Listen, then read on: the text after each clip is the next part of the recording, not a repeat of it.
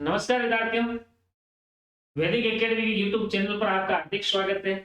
प्रिय विद्यार्थियों, आज के इस वीडियो के अंदर मैं आपके लिए लेकर आया हूँ राजस्थान कला साहित्य संस्कृति का एक टॉपिक जिसका नाम है राजस्थान के प्रमुख लोक देवता। तो प्रिय विद्यार्थी, इस वीडियो के अंदर हम चर्चा करेंगे राजस्थान के प्रमुख लोक देवताओं के बारे में और हम बात करते हैं राजस्थान के प्रमुख लोक देवता।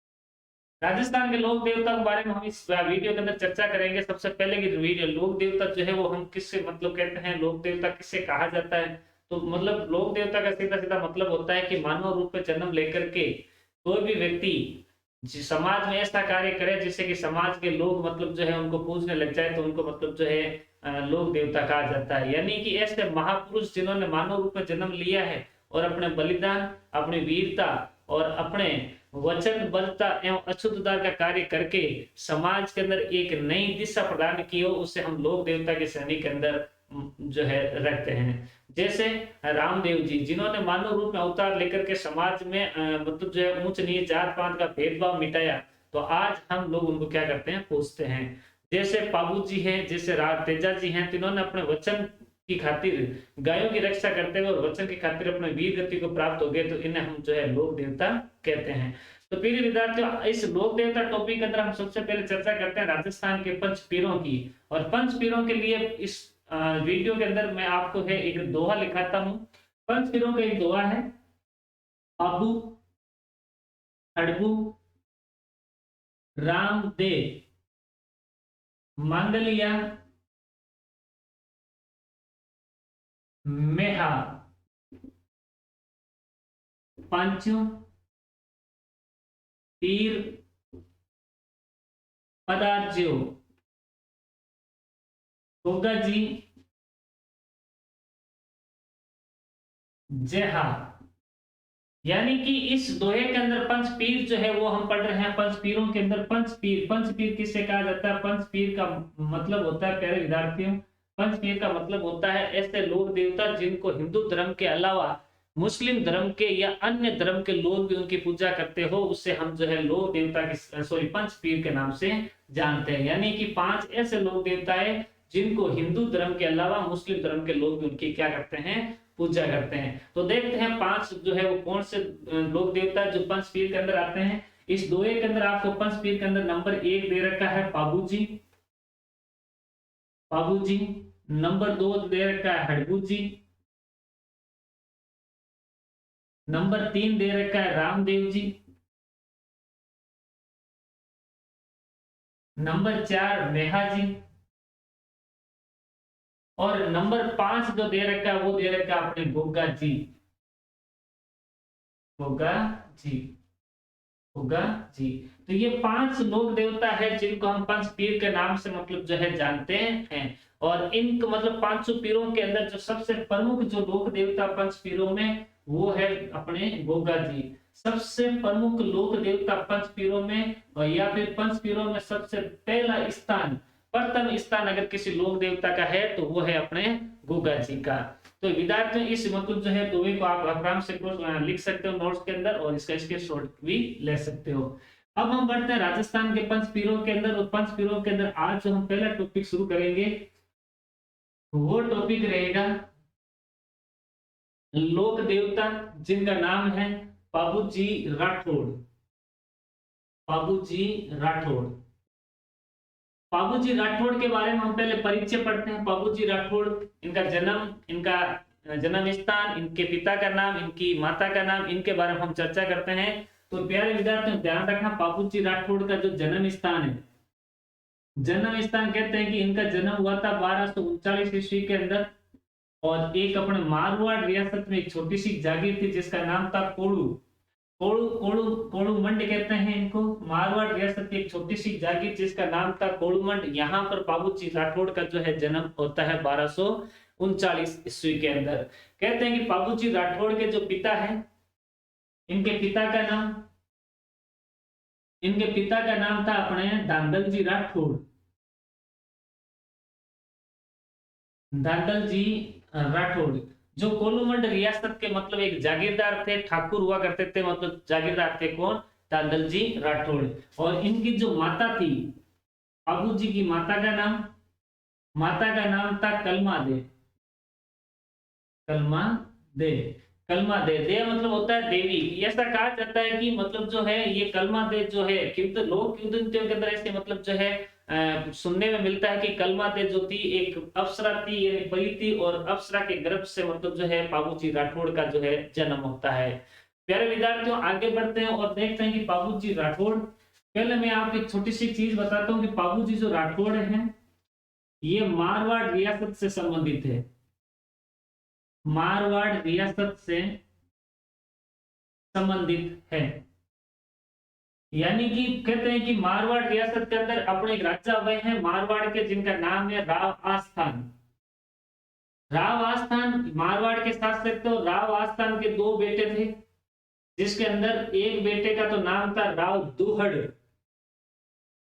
राव दुहड़। और एक बेटा जो था उसका नाम था राव धांधल।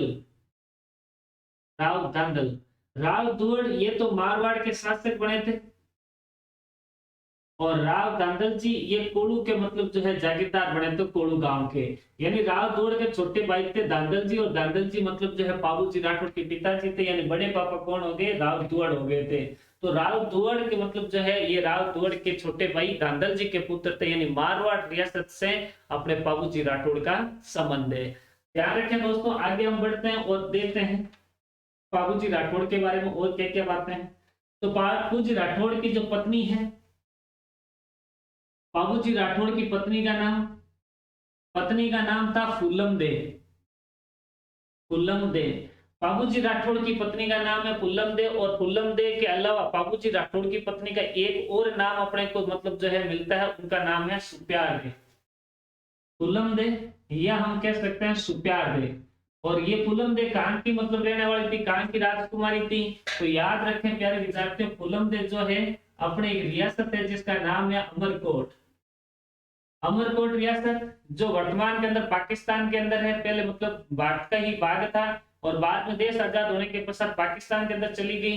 तो भारत की एकमात्र हिंदू रियासत जो पाकिस्तान में गई है वो कौन सी है, अमरकोट रियासत। तो अमरकोट के अंदर अमरकोट शासक अमरकोट के शासक सूरजमल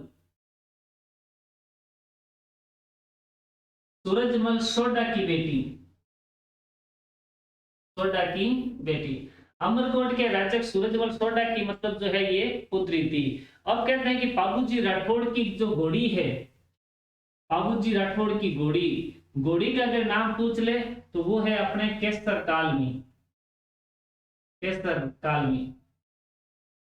और ये घोड़ी बाबूजी राठौड़ की नहीं है, ये घोड़ी है अपने गोलुमंड के अंदर एक महिला थी जिसका नाम था देवल चारणी। देवल चारणी महिला की घोड़ी है, बाबूजी राठौड़ की नहीं है। इस मतलब इसके अंदर मतलब लोक युद्धंतियों के अंदर कथा चलती है कि भाई बाबूजी राठौड़ का जो मतलब जो है रिश्ता कर रखा था अमरकोट, और अमरकोट रिश्ता कर रखा था। तो बाबूजी राठौड़ का जब शादी का समय आया तो बाबूजी को दूल्हा बना करके मतलब बारात लेकर के जब लोग रवाना हुए, बारात के मतलब घर वगैरह सब रिश्तेदार रवाना हुए, तब ऐसा कहते हैं कि मतलब सब ने कहा था कि भाई और सब तो ठीक है, लेकिन अपने दूल्हे राजा के लिए घोड़ी होनी चाहिए 7 फुट की, और हष्ट पुष्ट घोड़ी होनी चाहिए, लगना चाहिए कि वाकई में मतलब जो है दूल्हे राजा की घोड़ी है। तो वैसे तो बाबूजी राठौड़ के पास तो घोड़ियों की कमी नहीं थी, लेकिन 7 फुट की घोड़ी और हष्ट पुष्ट घोड़ी ऐसी मतलब बाबूजी राठौड़ के पास नहीं थी। तब भाई साहब कहते हैं कि ऐसी घोड़ी गांव में सिर्फ एक ही थी, वो थी अपने केसर काल में घोड़ी, और ये थी अपने किसके पास, देवल चारणी के पास। कहते हैं कि ये जो घोड़ी है ना केसर काल में, इस घोड़ी का पूरा कलर ही जो है वो अपने जो है काला है, ब्लैक कलर की घोड़ी थी ये, ठीक है। और कहते हैं कि बाबूजी राठौड़ ने अपने दोस्तों को भेजा देवल चारणी के पास और कहा कि तुम जाओ और जाकर के देवल चारणी को कहना कि हम बाबूजी की बारात लेकर के अमरकोट जा रहे हैं, इसलिए हमें आपके 5-10 दिन के लिए घोड़ी चाहिए। दोस्त लोग गए, जाकर के मतलब देवल चारणी से मतलब बाबूजी के लिए घोड़ी मांगी, तो देवल चारणी घोड़ी देने से मना कर दिया। कहा कि घोड़ी मेरी गायों की रक्षा करती है, क्योंकि पहले के जमाने के अंदर जब कोई धन था तो वो था गाय, यानी गायों को चुराते थे, धन गाय को माना जाता, जिसके पास ज्यादा मतलब गायें होती वही मतलब जो है सबसे ज्यादा मतलब जो है अमीर होता था।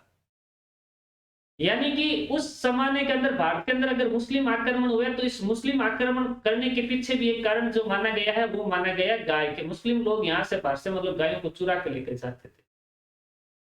तो मतलब देवल चारणी की गायों को मतलब कोई चोर चुराने के लिए आता तो ये केसर काल में घोड़ी ही ना करके देवल चारणी को सचेत कर देती, जिसकी वजह से देवल चारणी को पता चल जाता है कि भाई कोई गायों को चुराने के लिए आया। देवल चारणी गाय घोड़ी देने से मना कर दी, मना कर दिया तो दोस्त वापस आए, कहा कि बाबूजी देवल चारणी से घोड़ी देने से मना कर दिया है।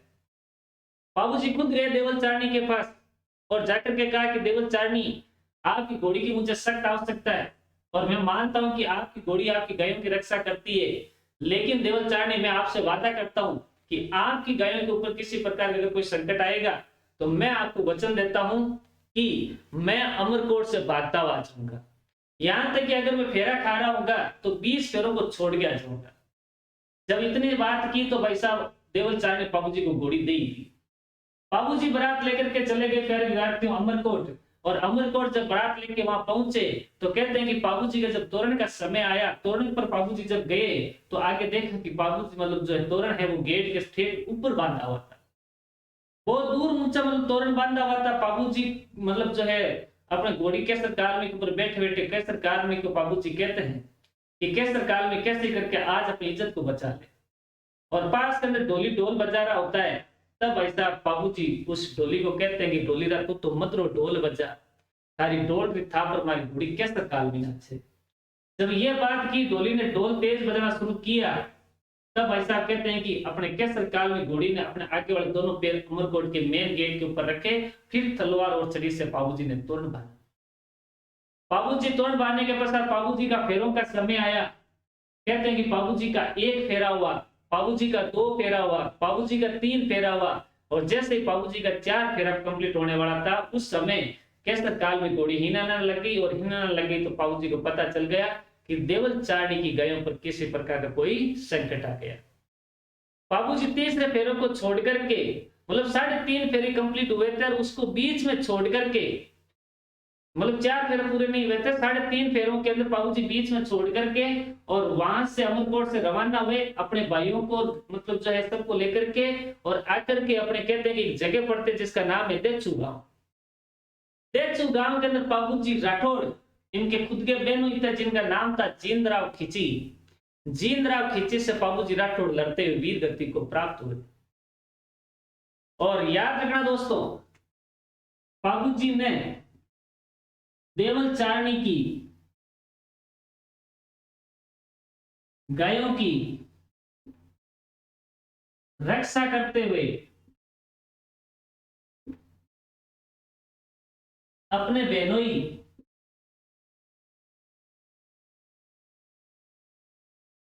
जींदराव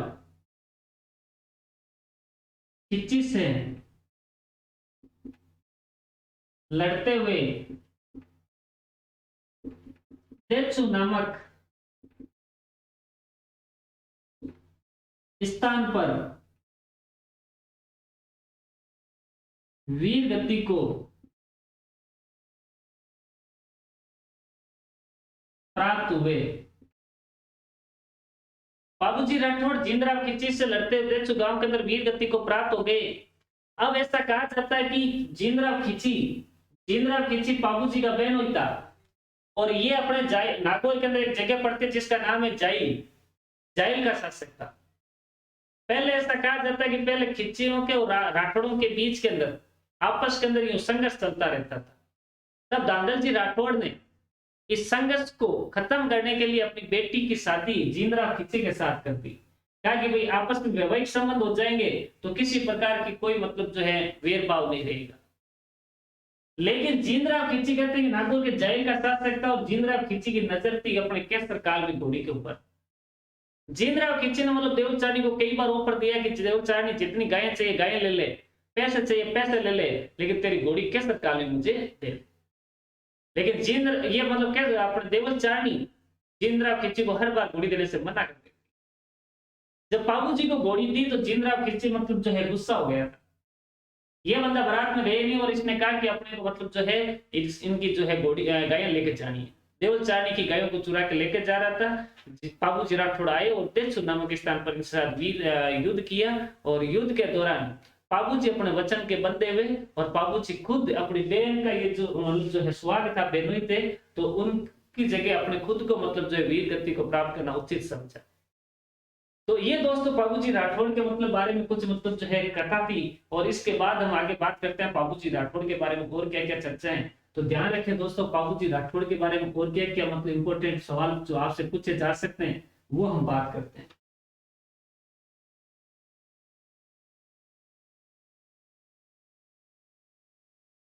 बाबूजी राठौड़ के बारे में हम बात करते हैं तो बाबूजी राठौड़ का सबसे पहले आपसे पूछा जा सकता है बाबूजी का मेला कब भरा जाता है। तो आप बाबूजी राठौड़ का मेला याद रखना प्यारे विद्यार्थियों, बाबूजी राठौड़ का मेला भरा जाता है चैत्र अमावस्या को। चैत्र अमावस्या, प्रतिवर्ष चैत्र अमावस्या के दिन बाबूजी राठौड़ का कोल्लू गांव और अपने जो देक्षु गांव है या इनके जो प्रमुख जो स्थल है वहां पर इनका जो है मेला लगता है।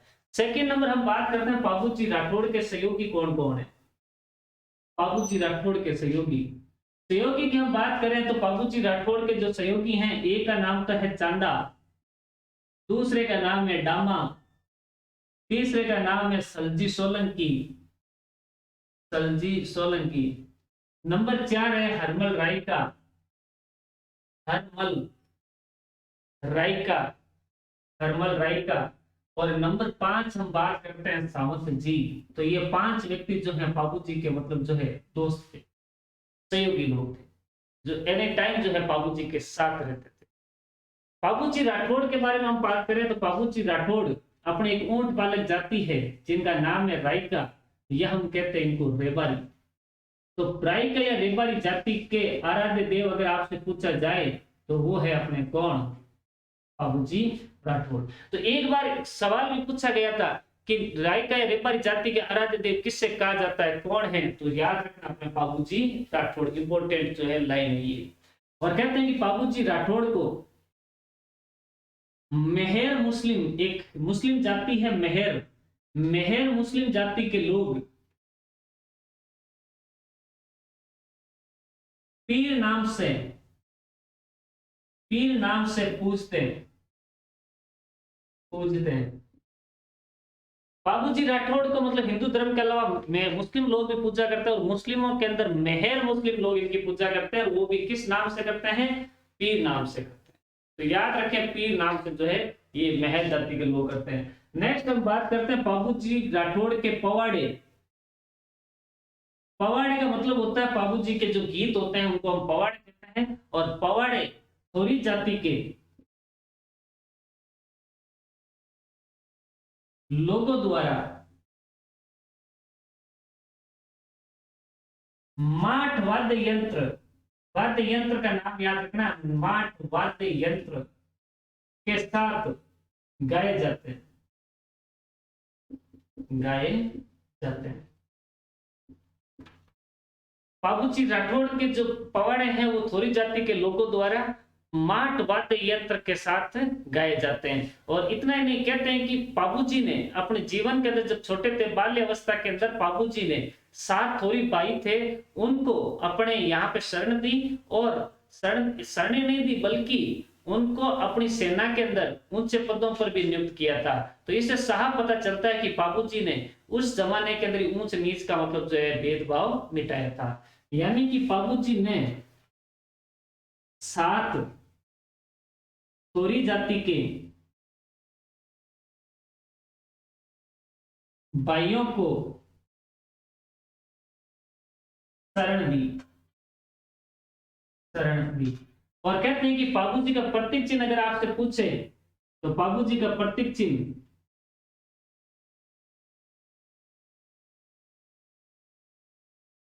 अश्वरोही, हाथ में बाला लिए हुए,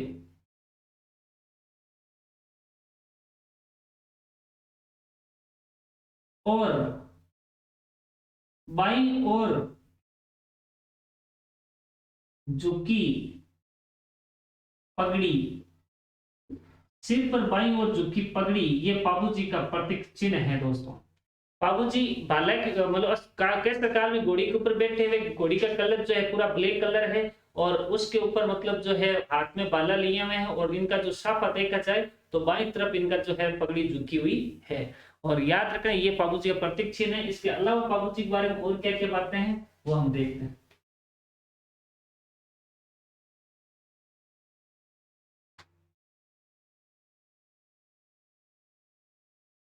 बाबूजी राठौड़ के बारे में और बातें की जाए तो बाबूजी राठौड़ की हम बात करते हैं फड़ की। फड़ क्या होती है? फड़ का मतलब होता है किसी भी लोक देवता के जीवन से संबंधित घटनाओं को कपड़े पर चित्रित करना, उसको कहते हैं फड़। यानी कि एक रेड कलर का कपड़ा होता है जो 35 फीट लंबा होता है और 5 फीट चौड़ा होता है। उस कपड़े के ऊपर किसी भी लोक देवता के जीवन में जो भी घटना घटित होती है उसको मतलब जो है चित्रित किया जाता है। और फिर उन लोक देवता के जो भोपे होते हैं वो भोपे उन चित्रों को देख करके लोगों को उनकी गाथाओं के बारे में बताते हैं। और राजस्थान के अंदर भीलवाड़ा के अंदर एक छोटा सा कस्बा है जिसका नाम है शाहपुरा। शाहपुरा के जोशी परिवार जो है राजस्थान के अंदर फड़ चित्रण के लिए प्रसिद्ध माने जाते हैं। तो कहते हैं कि पाबूजी के जो फड़ हैं वो पाबूजी के जो भील जनजाति के भोपे हैं, भील जनजाति के भोपे रावण हत्ता वाद्य यंत्र के साथ बांसते हैं। बांसते मतलब होता है पढ़ना। रावण हत्ता वाद्य यंत्र के साथ भील जाति के लोगों द्वारा बाबूजी की फड़ बांची जाती है। और बाबूजी की फड़ राजस्थान के अंदर सबसे लोकप्रिय फड़ मानी जाती है। तो याद रखना ये बाबूजी की फड़ सर्वाधिक लोकप्रिय फड़ है,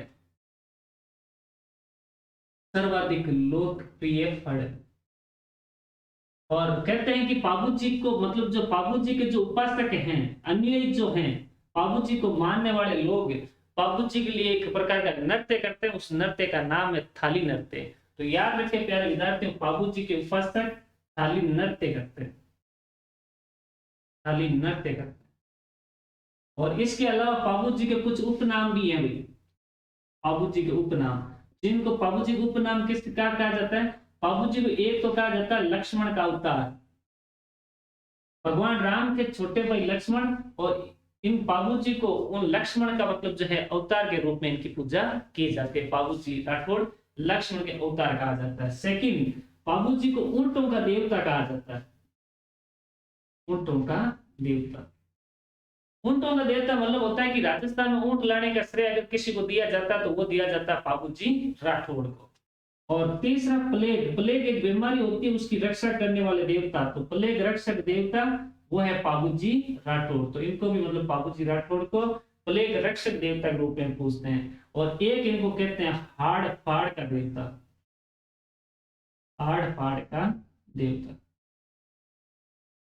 हाड़ फाड़ का देवता, ये बाबूजी राठौड़ को कहा जाता है। बाबूजी राठौड़ के जीवन से संबंधित घटनाओं पर कुछ किताबें भी लिखी गई है जिसके अंदर महत्वपूर्ण जो कवि हैं उनकी किताबों की हम बात करते हैं। तो एक अपने कवि हुए हैं जिनका नाम है आस्य मोड़जी। आस्य मोड़जी, आस्य मोड़जी ने किताब लिखी है जिसका नाम है बाबू प्रकाश। बाबू प्रकाश, प्रकाश प्रकाश का मतलब होता है किसी भी व्यक्ति के जीवन से संबंधित घटनाओं के बारे में वर्णन करना, उसके ऊपर प्रकाश डालना, जानकारी प्राप्त देना, उसको प्रकाश कहते हैं। तो बाबूजी के जीवन से घटना के बारे में लिखी आस्य मोड़जी ने, तो उस किताब का नाम है बाबू प्रकाश लिखा।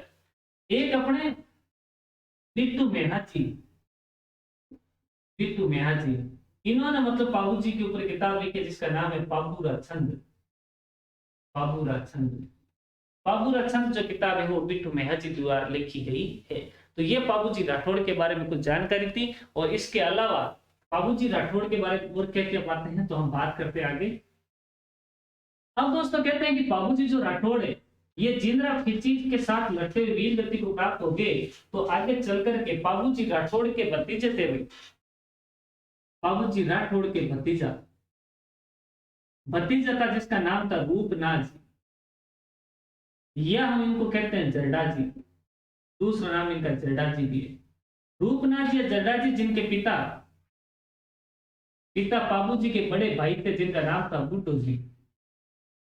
बुड्ढो जी इनके पिताजी का नाम था। और कहते हैं ऐसा कहा जाता है कि बात जब बाबूजी बुड्ढो जी सब जिंदरा खिची से लड़ते वीर गति को प्राप्त हो गए तो आगे चल करके इस बालक रूपनाथ जी ने अपनी बुआ जी की सहायता से अपने पिता और चाचा यानी बाबूजी और बुड्ढो जी, इन दोनों की हत्या का बदला जिंदराव खिची को मार करके लिया था।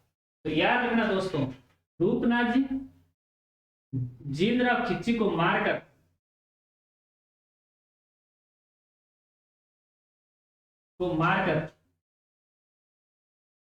अपने पिता एवं चाचा की हत्या का बदला लिया और कहते हैं कि ये भी राजस्थान के एक लोक देवता रूप में इनकी ख्याति पर प्राप्त है। और इनका जो मंदिर है, एक चीज याद रखना, रूपनाथ जी को हिमाचल प्रदेश में बालकनाथ नाम से पूजते हैं। ये राजस्थान के बाद हिमाचल प्रदेश के अंदर बालकनाथ नाम से इनकी पूजा की जाती है रूपनाथ जी की। और इनका मंदिर आप याद रखें, रूपनाथ जी का मंदिर दो जगह महत्वपूर्ण है। और ये रूपनाथ जी का मंदिर, एक तो इनका मंदिर है कोलूमंड में,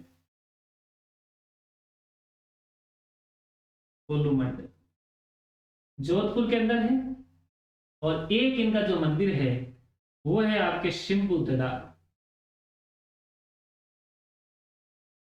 ये बीकानेर में। तो प्यारे विद्यार्थियों, आज के इस वीडियो के अंदर हमने पढ़ा राजस्थान के लोक देवता पाबूजी राठौड़ और उनके भतीजे रूपनाथ जी के बारे में हमने इस वीडियो के अंदर चर्चा की है। और आपको ये वीडियो कैसा लगा हमें कमेंट्स बॉक्स में जरूर लिख के बताएं। और आगे भी कला संस्कृति राजस्थान के लोक देवता टॉपिक में से हम जो एक वीडियो आपके लिए लेके आ रहे हैं, आप पढ़े और एग्जाम दें। और प्यारे विद्यार्थियों, अगर आपको ये वीडियो अच्छा लग रहा है तो मेरे इस चैनल को ज्यादा से ज्यादा लाइक करें और इसको शेयर करें और इसको सब्सक्राइब करना ना भूलें। धन्यवाद।